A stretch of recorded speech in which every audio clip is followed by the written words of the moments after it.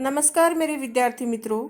अतीत में दबे पांव इस पाठ के आज हम महत्वपूर्ण प्रश्न उत्तर देखेंगे। गत परीक्षाओं में पूछे हुए प्रश्न और साथ ही आगे आने वाली परीक्षा में संभावित प्रश्न, महत्वपूर्ण प्रश्नों पर चर्चा करेंगे। अतीत में दबे पांव हम डिटेल में ये पाठ पढ़ चुके हैं, बहुत अच्छे से हमने समझा है। आज इसके महत्वपूर्ण प्रश्न उत्तर पर चर्चा करेंगे। चलिए शुरू करते हैं। पहला प्रश्न है, सिंधु सभ्यता साधन संपन्न थी पर उसमें भव्यता का आडंबर नहीं था। कैसे? प्रश्न का मतलब ये हुआ कि सिंधु सभ्यता नगरीय सभ्यता थी और साधन संपन्न थी, धनिक लोग रहते थे, लेकिन फिर भी दिखावा नहीं था, आडंबर नहीं था। वो कैसे? सिंधु सभ्यता के शहर मोहनजोदड़ो की व्यवस्था, साधन और नियोजन के विषय में खूब चर्चा हुई। इस बात से सभी प्रभावित हैं कि वहाँ की अन्न भंडारण व्यवस्था, जल निकासी की व्यवस्था अत्यंत विकसित और परिपक्व थी। हर निर्माण बड़ी बुद्धिमानी के साथ किया गया था, यह सोचकर कि यदि सिंधु का जल बस्ती तक फैल भी जाए तो कम से कम नुकसान हो। इन सारी व्यवस्थाओं के बीच इस सभ्यता की संपन्नता की बात बहुत ही कम हुई है। वस्तुतः इसमें भव्यता का आडंबर है ही नहीं। व्यापारिक व्यवस्थाओं की जानकारी मिलती है, मगर सब कुछ आवश्यकताओं से ही जुड़ा हुआ है। भव्यता का प्रदर्शन कहीं नहीं मिलता। संभवतः यहाँ की लिपि पढ़ ली जाने के बाद इस विषय में अधिक जानकारी मिली। दूसरा प्रश्न है, ये सच है कि यहाँ किसी आंगन की टूटी फूटी सीढ़ियाँ अब आपको कहीं नहीं ले जाती। वे आकाश की तरफ अधूरी रह जाती है, लेकिन उन अधूरे पायदानों पर खड़े होकर अनुभव किया जा सकता है कि आप दुनिया की छत पर हैं और वहाँ से आप इतिहास को नहीं, उसके पार झांक रहे हैं। इस कथन के पीछे लेखक का क्या आशय है? तो इस कथन के पीछे लेखक का आशय यह है कि खंडहर होने के बाद भी पायदान बीते इतिहास का पूरा परिचय देते हैं। इतनी ऊंची छत पर स्वयं चढ़कर इतिहास का अनुभव करना एक बढ़िया रोमांच है। सिंधु घाटी की सभ्यता केवल इतिहास नहीं, बल्कि इतिहास के पार की वस्तु है। इतिहास के पार की वस्तु के इन अधूरे पायदानों पर खड़े होकर भी देखा जा सकता है। यह अधूरे पायदान यही दर्शाते हैं कि विश्व की दो सबसे प्राचीन सभ्यताओं का इतिहास कैसा रहा। तो ये CBSE 2015 में पूछा गया था। तीसरा प्रश्न है कि जो कि 2012 और 2013 लगातार पूछा गया था, 2 सालों में। ये प्रश्न है, सिंधु सभ्यता की खूबी उसका सौंदर्य बोध है, जो राज पोषित या धर्म पोषित न होकर समाज पोषित था। ऐसा क्यों कहा गया है? तो इसका उत्तर इस प्रकार है, सिंधु घाटी के लोगों में कला या सुरुचि का महत्व ज्यादा था। वास्तुकला या नगर नियोजन नहीं, धातु और पत्थर की। हाँ, तो बच्चों इसमें बताया गया है कि सिंधु घाटी के लोगों में कला का महत्व ज्यादा था। वो लोगों में वास्तुकला और नगर नियोजन और मूर्तिकला, मृदभांड, ये सब बनाने की उनकी कला बहुत ज़्यादा थी। तो मूर्तियाँ, मृदभांड, उन पर चित्रित मनुष्य, वनस्पति, पशु पक्षियों की छवियाँ, सुनिर्मित मुहरें, उन पर बारीकी से उत्कीर्ण आकृतियाँ, खिलौने, केश विन्यास, आभूषण और सबसे ऊपर सुगढ़ अक्षरों का लिपि रूप सिंधु सभ्यता को तकनीक सिद्ध से ज़्यादा कला सिद्ध जाहिर करता है। मतलब ये इतनी सारी कलात्मक जो दिखे, वहाँ के चीज़ें दिखी, उनसे ये साबित होता है कि वो कला में ज़्यादा माहिर थे, कला सिद्ध व्यक्ति थे, न कि राजपोष या धन पोषित उनकी रुचि थी, जबकि कला में ज़्यादा रुचि थी। खुदाई के दौरान जो भी वस्तुएं मिली या फिर जो भी निर्माण शैली के तत्व मिले, उन सभी से यही बात निकल कर आती है कि सिंधु सभ्यता समाज प्रधान थी। ये व्यक्तिगत न होकर सामूहिक थी। इसमें न तो किसी राजा का प्रभाव था और न ही किसी धर्म का प्रभाव था। तो जो भी कलाकृतियाँ हुई वो कोई धर्म विशेष से संबंधित नहीं थी, न ही किसी राज्य विशेष से संबंधित थी, जबकि लोगों की अपनी रुचि के अनुसार कलाकृतियाँ हुई। और खिलौने बने, मृदभांड जो बने, वनस्पति या पशु पक्षियों के चित्र बने, ये सब मतलब सामाजिकता दर्शाता है कहीं ना कहीं। कोई न कोई राजा होता होगा, लेकिन राजा पर आश्रित वह सभ्यता नहीं थी। इन सब बातों के आधार पर यह बात कही जा सकती है कि सिंधु सभ्यता का सौंदर्य समाज पोषित था। अगला प्रश्न है, पुरातत्व के किन चिन्हों के आधार पर आप ये कह सकते हैं कि सिंधु सभ्यता ताकत से शासित होने की अपेक्षा समझ से अनुशासित सभ्यता थी। जो ऊपर पड़ा प्रश्न लगभग उससे मिलता जुलता ही है कि सिंधु सभ्यता ताकत की सभ्यता नहीं थी, जबकि समझदारी से शासन व्यवस्था चलती थी। मतलब शासन व्यवस्था का तो कोई जिक्र ही नहीं है कि समाज जो था समझदारी से चलता था। तो इसका उत्तर इस प्रकार है, सिंधु सभ्यता में जो अवशेष प्राप्त हुए उनमें औजार तो हैं पर हथियार नहीं है। मोहनजोदड़ो हड़प्पा में लेकर हरियाणा तक समूची सिंधु सभ्यता में हथियार उस तरह के नहीं मिले हैं जैसे किसी राजतंत्र में होते हैं। अभी जहाँ भी कोई शासन व्यवस्था होती है तो वहाँ हथियार भी मिलते ही हैं, लोगों को अपनी सुरक्षा के लिए हथियार भी रखने ही पड़ते हैं। लेकिन सिंधु सभ्यता के अवशेषों से मिले, मतलब खुदाई में जो भी तत्व मिले उनमें हथियार नहीं मिले, जबकि औजार जरूर मिले हैं। तो इससे ये पता चलता है कि वहाँ पर मतलब समझदारी से लोग रह लेते थे और किसी को किसी से किसी प्रकार का डर नहीं था। दूसरी जगहों पर राजतंत्र या धर्मतंत्र की ताकत का प्रदर्शन करने वाले महल, उपासना स्थल, मूर्तियां और पिरामिड आदि मिलते हैं। हड़प्पा सभ्यता में न तो भव्य राजा प्रसाद मिले हैं, राजप्रसाद मतलब महल को कहते हैं, तो न तो महल मिले हैं, न मंदिर मिले हैं, न राजाओं व महंतों की समाधियां मिली हैं। मोहनजोदड़ो से मिला नरेश के सिर का मुकुट भी बहुत छोटा है। इन सब के बावजूद यहाँ ऐसा अनुशासन जरूर था जो नगर नियोजन, वास्तुशिल्प, मुहर, ठप्पों, पानी या साफ सफाई जैसी सामाजिक व्यवस्थाओं में एकरूपता रखे हुए था। इन आधारों पर विद्वान ये मानते हैं कि ये सभ्यता समझ से अनुशासित सभ्यता थी, न कि ताकत से। तो ये प्रश्न का उत्तर आपको समझ में आया होगा कि ताकत से शासित होने की अपेक्षा समझ से अनुशासित सभ्यता थी, क्योंकि वहाँ पर ताकत दिखाने वाले न तो धर्म के कोई अवशेष मिले, न मंदिर के मिले हैं, न तो राजाओं के महलों के कोई अवशेष मिले। राजा का मुकुट मिला, वो भी बहुत छोटा सा। तो किसी प्रकार का राजा या राजतंत्र का या धर्म का कोई आडंबर नहीं मिला है, कोई दिखावा नहीं मिला और नहीं कोई ऐसे हथियार मिले हैं। फिफ्थ क्वेश्चन है, टूटे फूटे खंडहर सभ्यता और संस्कृति के इतिहास के साथ साथ धड़कती जिंदगियां के अनछुए समय को भी दस्तावेज होते हैं। इस कथन पर भाव स्पष्ट कीजिए। तो इसका उत्तर इस प्रकार है, ये सच है कि टूटे फूटे खंडहर सभ्यता और संस्कृति के इतिहास के साथ साथ धड़कती जिंदगियों के अनछुए समयों का भी दस्तावेज होते हैं। दस्तावेज मतलब प्रमाण होते हैं। मोहनजोदड़ो में प्राप्त खंडहर ये एहसास कराते हैं कि आज से 5000 साल पहले कभी यहाँ बस्ती थी। ये खंडहर उस समय की संस्कृति का परिचय कराते हैं। लेखक कहता है कि इस आदिम शहर के किसी भी मकान की दीवार पर पीठ टिकाकर सुस्ता सकते हैं, चाहे वह एक खंडहर ही क्यों न हो। किसी घर की देरी पर पांव रखकर आप सहसा सहम जाते हैं।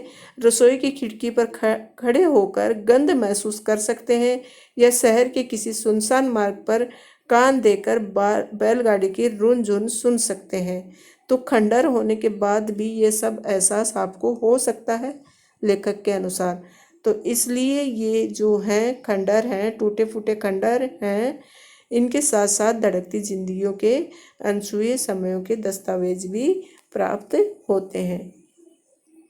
चलिए अगला प्रश्न, इस पाठ में एक ऐसे स्थान का वर्णन है जिसे बहुत कम लोगों ने देखा होगा, परंतु इससे आपके मन में उस नगर की एक तस्वीर बनती है।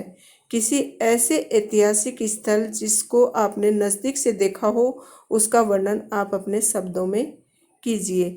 तो ऐसा प्रश्न आपको आ सकता है एग्जाम में, और आपको समझदारी से अपने भावों को सम्मिलित करते हुए आपको लिखना है। तो जैसे मैंने एक उदाहरण लिया है यहाँ पर, मैंने हर्षवर्धन के किले को नज़दीक से देखा है। ये एक ऐतिहासिक स्थल है। ये बहुत बड़ा किला है जिसे हर्षवर्धन ने अपनी राजधानी बना रखा था। अपने भाई राज्यवर्धन की मृत्यु के बाद वह थानेश्वर का राजा बना।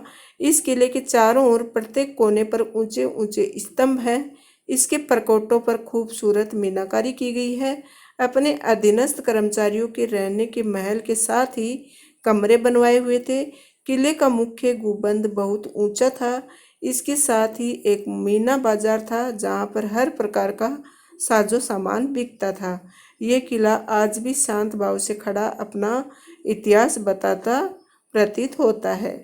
तो इस तरह से आप भी कोई जगह को देखते हो, कोई दृश्य, कोई ऐसा स्थान जो कि उसकी तस्वीर आपके मन में हमेशा के लिए बन जाती है, उसका वर्णन आप इस तरह से लिख सकते हो। चलिए प्रश्न नंबर 7 जो कि 2009 में पूछा गया, फिर से पूछा जा सकता है। नदी, कुएं, स्नानागार और बेजोड़ निकासी व्यवस्था को देखते हुए लेखक पाठकों से प्रश्न पूछता है कि क्या हम सिंधु घाटी सभ्यता को जल संस्कृति कह सकते हैं। आपका जवाब लेखक के पक्ष में है या फिर पक्ष में, तो आप क्या कहना चाहेंगे। लेखक ये कहता है कि वहाँ की जो निकासी व्यवस्था थी, नदी, कुएं और स्नानागार थे, उनको देखकर ऐसा लगता है कि वो सिंधु घाटी सभ्यता नहीं जबकि जल संस्कृति थी। तो आप क्या कहेंगे इस बारे में। तो सिंधु घाटी सभ्यता में नदी, कुएं, स्नानागार व बेजोड़ निकासी व्यवस्था के अनुसार लेखक इसे जल संस्कृति की संज्ञा देता है। मैं लेखक की बात से पूर्णतः सहमत हूँ। तो आपको यहाँ प्रश्न उत्तर समझाने का उद्देश्य यही है कि उत्तर लिखते समय आप किस तरह शुरुआत करेंगे। तो इस तरह से लिखेंगे तो एग्जामिनर जो है कॉपी चेक करता है जो, वो आपसे प्रभावित होगा और शुरू से मतलब 1-2 लाइन पढ़कर ही उनको समझ में आ जाएगा कि आपका उत्तर लिखने का तरीका बहुत ही अच्छा है और पूरा प्रश्न नहीं पढ़ते हुए भी वह आपको पूरे अंक देगा। इसके लिए प्रश्न की शुरुआत हमेशा, उत्तर की शुरुआत हमेशा सोच समझकर अच्छे शब्दों से करनी चाहिए। तो निम्नलिखित कारण है, क्या क्या कारण है जल संस्कृति कहने के समर्थन में। ये सभ्यता नदी के किनारे बसी है। मोहनजोदड़ो के निकट सिंधु नदी बहती है। यहाँ पीने के पानी के लिए लगभग 700 कुएं मिले हैं। ये कुएं पानी की बहुयात सिद्ध करते हैं। मोहनजोदड़ो में स्नानागार है। इस पंक्ति में 8 स्नानागार हैं जिसमें किसी के भी द्वार एक दूसरे के सामने नहीं खुलते। कुंड में पानी के रिसाव को रोकने के लिए चूने और चिराड़ी के गारे का इस्तेमाल हुआ है।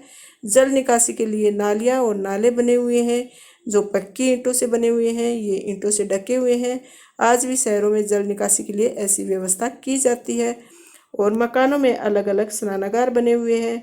मोहरों पर उत्कीर्ण पशु शेर, हाथी या गेंडा जल प्रदेशों में ही पाए जाते हैं। तो इस आधार पर हम कह सकते हैं कि ये जल संस्कृति है और लेखक के मत से पूर्णतः सहमत है। फिर प्रश्न नंबर 8, सिंधु घाटी सभ्यता का कोई लिखित साक्ष्य नहीं मिला है, सिर्फ अवशेषों के आधार पर ही धारणा बनाई है। इस लेख में मोहनजोदड़ो के बारे में जो धारणा व्यक्त की गई है, क्या आपके मन में इससे कोई भिन्न धारणा या भाव पैदा होता है।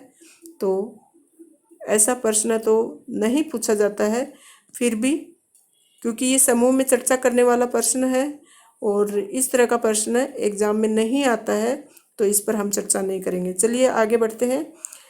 प्रश्न नंबर 9, क्या प्राचीनतम काल में रंगाई का काम होता था। तो प्राचीन काल में भी रंगाई का काम होता था। लोग बड़े चाव से ये काम किया करते थे। आज भी मोहनजोदड़ो में एक रंगरेज का कारखाना मौजूद है। यहाँ जमीन में गोल गड्ढे उभरे हुए हैं। इससे ये अनुमान लगाया जाता है कि इसमें रंगाई के लिए बर्तन रखे जाते होंगे। पश्चिम में ठीक गड्ढे के पीछे ये कारखाना मिला है। अतः इस बात को बिना किसी शंका के कहा जा सकता है कि प्राचीन लोग रंगाई का काम करते थे। तो इन साक्ष्यों से ये पता चलता है। फिर प्रश्न नंबर 10, खुदाई के दौरान मोहनजोदड़ो से क्या क्या मिला। ये बहुत ही इम्पोर्टेंट प्रश्न है, आपको एग्जाम में पूछा जा सकता है। तो क्या क्या मिला। मोहनजोदड़ो से निकली वस्तुओं की पंजीकृत संख्या 50,000 है। अहम चीजें तो आज कराची, लाहौर, दिल्ली और लंदन में रखी हुई हैं। मुट्ठी भर चीजें यहाँ के अजायब घर में रखी हुई हैं, जिनमें गेहूं, तांबे और कांसे के बर्तन, मुहरे, वाद्य यंत्र, चाक पर बने बड़े बड़े मिट्टी के मटके, चौपड़ की गोटियां, दिए, मापतोल के पत्थर, तांबे का शीशा, मिट्टी की बैलगाड़ी, दो पाटों वाली चक्की, मिट्टी के कंगन, मनकों वाले पत्थर के हार प्रमुख हैं। इस प्रकार खुदाई के दौरान बहुत सी वस्तुएं मिली, जिसमें से कुछ तो संग्रहालयों में चली गई, बाकी बचे चोरी हो गई। फिर सिंधु घाटी की सभ्यता कैसी थी, तर्क सहित उत्तर दे। ये भी प्रश्न पूछा जा सकता है। लेखक के मतानुसार सिंधु घाटी की सभ्यता लो प्रोफाइल सभ्यता थी। दूसरे स्थानों पर खुदाई करने से राजतंत्र को प्रदर्शित करने वाले महल, धर्म की ताकत दिखाने वाले पूजा स्थल, मूर्तियां और पिरामिड मिले हैं, जबकि मोहनजोदड़ो की खुदाई के दौरान न तो राजप्रासाद ही मिले और न ही मंदिर, मतलब न तो कोई राजा के महल मिले, न ही कोई मंदिर मिले। यहाँ किसी राजा अथवा महंत की समाधि भी नहीं मिली। यहाँ जो नरेश की मूर्ति मिली है, उसके मुकुट का आकार भी बहुत छोटा है, इतना छोटा कि इससे छोटे सिरपंच की कल्पना भी नहीं की जा सकती। तो इन लोगों की नावों का आकार भी ज़्यादा बड़ा नहीं था। इस आधार पर कहा जा सकता है कि सिंधु घाटी सभ्यता आडंबरहीन सभ्यता थी। तो कैसी सभ्यता थी, ये इसमें बताया गया है। फिर किन आधारों पर कहा जा सकता है कि सिंधु सभ्यता में राजतंत्र नहीं था, ये भी बहुत अच्छा प्रश्न है। तो कौन से आधार हैं ऐसे जिनके बारे में हम कह सकते हैं, जिसके आधार पर हम कह सकते हैं कि सिंधु सभ्यता में राजतंत्र नहीं था? क्योंकि वहाँ पर देखो, न तो कोई मूर्तियाँ मिली हैं, न राजा के महल मिले, न मंदिर मिले हैं। तो ये सब मिलते हैं तो कोई भी राज्य शासन की पहचान उससे पता चलती है, लेकिन ऐसी कोई चीज़ें नहीं मिली। देखिए उत्तर किस तरह से लिखा हुआ है। मोहनजोदड़ो में अजायब घर में प्रदर्शित चीज़ों में औजार तो हैं पर हथियार कोई नहीं। मोहनजोदड़ो क्या, हड़प्पा से लेकर हरियाणा तक समूची सिंधु सभ्यता में हथियार उस तरह के कहीं नहीं मिले जैसे किसी राजतंत्र में होते हैं। इस बात को लेकर विद्वान सिंधु सभ्यता में शासन या सामाजिक प्रबंध के तौर तरीकों को समझाने की कोशिश कर रहे हैं। वहाँ अनुशासन जरूर था पर ताकत के बल पर नहीं। वे मानते हैं कि कोई सैन्य सत्ता, मतलब सैनिकों की सत्ता शायद यहाँ नहीं हो, मगर कोई अनुशासन जरूर था जो नगर योजना, वास्तुशिल्प, मोहर, ठप्पों, पानी और साफ सफाई जैसी सामाजिक व्यवस्थाओं आदि के में एकरूपता तक को कायम रखे हुए था। और दूसरी बात यह है कि सिंधु घाटी सभ्यता को दूसरी सभ्यताओं से अलग ला खड़ा करती है वह है कि प्रभुत्व या दिखावे के तेवर का नदारद होना। दूसरी जगहों पर राजतंत्र, धर्मतंत्र की ताकत का प्रदर्शन करने वाले महल और मंदिर, पिरामिड ये सब मिलते हैं, लेकिन हड़प्पा संस्कृति में न तो महल मिले और न ही मंदिर मिले। तो इस तरह से इसके दो तथ्य आप लिख सकते हो। मोहनजोदड़ो और हड़प्पा के बारे में लेखक क्या बताता है? तो मोहनजोदड़ो और हड़प्पा प्राचीन भारत के ही नहीं, दुनिया के दो सबसे पुराने नियोजित शहर माने जाते हैं। बहुत ही महत्वपूर्ण प्रश्न है, इसको आप थोड़ा ध्यान देंगे और बार बार इसका उत्तर समझेंगे। ये सिंधु घाटी सभ्यता के प्रवर्ती यानी परिपक्व दौर के शहर हैं। खुदाई में और शहर भी मिले हैं, लेकिन मोहनजोदड़ो ताम्र काल के शहरों में सबसे बड़ा है। ताम्र मतलब तांबे की जो चीज़ें बनती थी, ऐसे युग से संबंधित है मोहनजोदड़ो। वह सबसे उत्कृष्ट भी है। व्यापक खुदाई यहीं पर संभव हुई। बड़ी तादाद में इमारतें, सड़कें, धातु पत्थर की मूर्तियाँ, चाक पर बने चित्रित भांडे, मुहरे, साजो सामान और खिलौने आदि मिले। सभ्यता का अध्ययन संभव हुआ। उधर सैकड़ों मील दूर हड़प्पा के ज़्यादातर साक्ष्य रेल लाइन बिछने के दौरान विकास की भेंट चढ़ गए। मोहनजोदड़ो के बारे में धारणा है कि अपने दौर में वह घाटी की सभ्यता का केंद्र रहा होगा, यानी एक तरह की राजधानी माना जाता है। ये शहर 200 हेक्टेयर क्षेत्र में फैला था। आबादी कोई 85,000 थी। तो ये कोई बड़े नगर की परिभाषा को लांघती है। इस तरह से इसका उत्तर है। हाँ तो बच्चों, अगला प्रश्न है, मोहनजोदड़ो के कृषि उत्पादों तथा उद्योग के विषय में बताइए। ये भी महत्वपूर्ण है। विद्वानों का मानना है कि यहाँ ज्वार, बाजरा और रागी की उपज भी होती थी। लोग खजूर, खरबूजे और अंगूर उगाते थे। झाड़ियों से बेर जमा करते थे। कपास की खेती भी होती थी। कपास को छोड़कर बाकी सबके बीज मिले हैं, उन्हें परखा गया है। कपास के बीज तो नहीं, पर सूती कपड़ा मिला है। ये दुनिया में सूत के 2 सबसे पुराने नमूनों में एक है। दूसरा सूती कपड़ा 3000 ईसा पूर्व का है, जो जॉर्डन में मिला। मोहनजोदड़ो में सूत की कताई बुनाई के साथ रंगाई भी होती थी। रंगाई का एक छोटा कारखाना खुदाई में माधव स्वरूप वत्स को मिला था। छाल्टी, लिनन और ऊपन कहते हैं। यहाँ सुमेर से आयात होते थे, शायद सूत उनको निर्यात होता हो। बाद में सिंध से मध्य एशिया और यूरोप को सदियों तक हुआ। प्रसंगवश मेसोपोटामिया के शिलालेखों में मोहनजोदड़ो के लिए मेलुआ शब्द का संभावित प्रयोग मिलता है। तो कृषि के बारे में कहा गया है कि कपास के बीज मिले हैं, लेकिन कपास तो नहीं मिली, लेकिन कपास के बीज मिले हैं, पर सूती कपड़े के अवशेष मिले हैं और रंगाई, छपाई ये सब होता था। कारखाने भी थे। मोहनजोदड़ो के उत्खनन से प्राप्त जानकारी के आधार पर सिंधु सभ्यता की विशेषताओं पर एक लेख लिखिए। बहुत ही महत्वपूर्ण है, 2 बार एग्जाम में आ चुका है, 2009 और 2016, इस बार भी आ सकता है। तो मोहनजोदड़ो से उत्खनन से प्राप्त जानकारी के आधार पर सिंधु सभ्यता की विशेषताएं कौन कौन सी हैं? पहली है, सिंधु सभ्यता के नगरों की सड़कें समकोण प्रकार की थी, वे खुली व साफ थी। यहाँ सामूहिक स्नानागार मिले हैं। यहाँ पानी की निकासी की उत्तम व्यवस्था थी, नालियाँ पक्की व ढकी हुई थी। फोर्थ है, यहाँ खेती पर व्यापार के प्रमाण मिले हैं। और फिफ्थ है, हर नगर में अनाज भंडार घर की व्यवस्था थी। सिक्स्थ है, मोहरों पर उत्कीर्ण कलाकृतियाँ, आभूषण, सुगढ़ अक्षरों की लिपि आदि से कलात्मक उत्कृष्टता का पता चलता है। और सेवंथ है, हर नगर में अनाज भंडार घर की व्यवस्था थी। एट्थ है, नगर सुनियोजित थे। तो इन सब विशेषताओं के आधार पर हम बता सकते हैं कि सिंधु घाटी सभ्यता एक संपन्न सभ्यता थी। 18 प्रश्न, पर्यटक मोहनजोदड़ो से क्या क्या देख सकते हैं? मोहनजोदड़ो में क्या क्या देख सकते हैं? अतीत में दबे पांव पाठ के आधार पर वर्णन कीजिए। तो पर्यटक मतलब जो घूमने जाते हैं, वो मोहनजोदड़ो अगर जाएं तो वहाँ क्या क्या चीज़ें देख सकते हैं? सॉरी। पहला है बौद्ध स्तूप। बौद्ध स्तूप क्या है? मोहनजोदड़ो में सबसे ऊंचे चबूतरे पर बड़ा बौद्ध स्तूप है। ये स्तूप मोहनजोदड़ो के बिखरने के बाद बना था।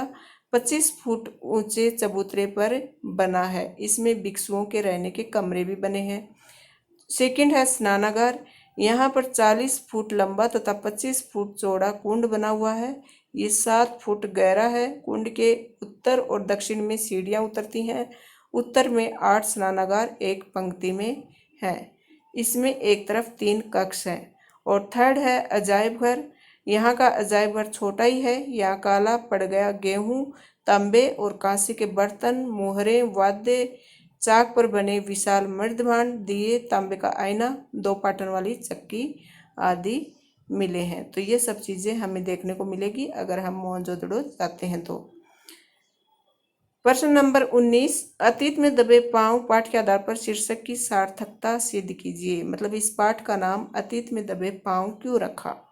इस पाठ में लेखक ने मोहनजोदड़ो की यात्रा के समय के अपने अनुभवों के विषय में बताया है। लेखक यहाँ पर पहुंचकर पुराने सुनियोजित शहर की एक एक चीज का सिलसिलेवार परिचय करवाता है। ये उस सभ्यता के अतीत में झांक कर यहाँ के निवासियों और क्रियाकलापों को अनुभव करता है। यहाँ की सड़कें, नालियाँ, स्तूप, स्नानागार, सभागार, अन्न भंडार, कुएं आदि के अलावा मकानों की व्यवस्था को देखकर लेखक महसूस करता है कि लोग अब भी वहाँ मौजूद हैं। उसे बैलगाड़ियों की ध्वनि सुनाई देती है। रसोई घर की खिड़की में झांकने पर वहाँ पकड़े भोजन की गंध आती है। तो इससे ये शीर्षक सर्वथा उपयुक्त है। प्रश्न नंबर 20, मोहनजोदड़ो की बड़ी बस्ती के बारे में विस्तार से बताइए। तो बड़ी बस्ती के बारे में लेखक कहता है कि बड़ी बस्ती के घर बहुत बड़े होते थे, इसी प्रकार इन घरों में आंगन भी बहुत खुले होते थे। इन घरों की दीवारें ऊंची और मोटी होती थी, जिस आधार पर कहा जा सकता है कि मोटी दीवारों वाले घर 2 मंजिल होते होंगे। कुछ दीवारों में छेद भी होते थे, यही संकेत देते हैं कि दूसरी मंजिल को उठाने के लिए शायद सातिरों के लिए ये जगह छोड़ दी गई होगी। सभी घर पक्की ईंटों के हैं, एक ही आकार की ईंटें इन घरों में लगाई गई हैं। फिर प्रश्न नंबर 21, अतीत में दबे पांव पाठ में सिंधु सभ्यता के सबसे बड़े नगर मोहनजोदड़ो की नगर योजना आज भी नगर योजनाओं में किस प्रकार बेहतर थी। तो आज की नगर योजनाओं से बेहतर मोहनजोदड़ो की नगर व्यवस्था को बताया जाता है। तो कारण क्या था, उदाहरण सहित बताओ। इस पाठ में लेखक के वर्णन से पता चलता है कि सिंधु सभ्यता के सबसे बड़े नगर मोहनजोदड़ो की नगर योजना अपने आप में अनूठी थी। ये आधुनिक नगरों से भिन्न थी। आजकल के नगरों की योजना में फैलाव की गुंजाइश बहुत कम होती है। ये विस्तार के बाद नगर योजना असफल साबित होती है। मोहनजोदड़ो की नगर योजना की निम्नलिखित विशेषताएं थी। तो यहाँ सड़कें चौड़ी व समकोण प्रकार की थी, जल निकासी की व्यवस्था थी, मकानों के दरवाजे मुख्य सड़क पर नहीं खुलते थे, सड़क के दोनों ओर ढकी हुई नालियाँ थी, हर जगह एक ही प्रकार की ईंटों का प्रयोग किया गया है, हर घर में स्नानागार होता था, कुएं पक्की हुई एक आकार की ईंटों से बने हुए थे। अंतिम प्रश्न, आधुनिक विज्ञान ने प्राचीन शहरी निर्माण व्यवस्था को हाशिए पर ला दिया है, इससे अनेक सामाजिक मूल्यों का ह्रास हुआ है। पाठ के आधार पर चर्चा कीजिए। तो आधुनिक शहर ब्रासीलिया, चंडीगढ़, इस्लामाबाद आदि शहर ग्रिड शैली में विकसित किए गए हैं और ये आधुनिक प्रतिमान माने गए हैं, परंतु इन शहरों में स्वयं को विकसित करने की क्षमता नहीं है। ये एकाकीपन को बढ़ावा देते हैं। कंक्रीट के जंगल बन गए हैं, हर तरह भव्यता दिखाई देती है। तकनीक का कमाल देखकर आम व्यक्ति भ्रमित हो जाता है, परंतु वह सहज जीवन नहीं जी पाता। चमक दमक में पुराने मूल्यों को भूल जाता है। नियोजन के नाम पर सामाजिकता को नष्ट कर दिया गया है। विकसित देश तकनीक आदि के नाम पर पुराने शहरों की निर्माण पद्धति को पिछड़ापन करार देते हैं। पुराने शहर जल की निकासी, जल प्रबंधन, पर्यावरण, मानवीय संबंधों को देखते हुए विकसित हुए हैं और आज नए तरीकों के शहर प्रकृति के साथ छेड़छाड़ करते हैं। परिणामतः बाढ़, सूखा, तापमान में बढ़ोतरी, प्रदूषण आदि से जूझना पड़ता है। तो ये है पुराने शहर व्यवस्था और आधुनिक शहर व्यवस्था। तो स्टूडेंट्स, आज के महत्वपूर्ण प्रश्न आपको सभी करवाए गए हैं, इनके उत्तर अच्छे से समझाए गए हैं। आशा है परीक्षा में आप बहुत सोच समझकर इसी तरह आंसर लिखेंगे। Thank you.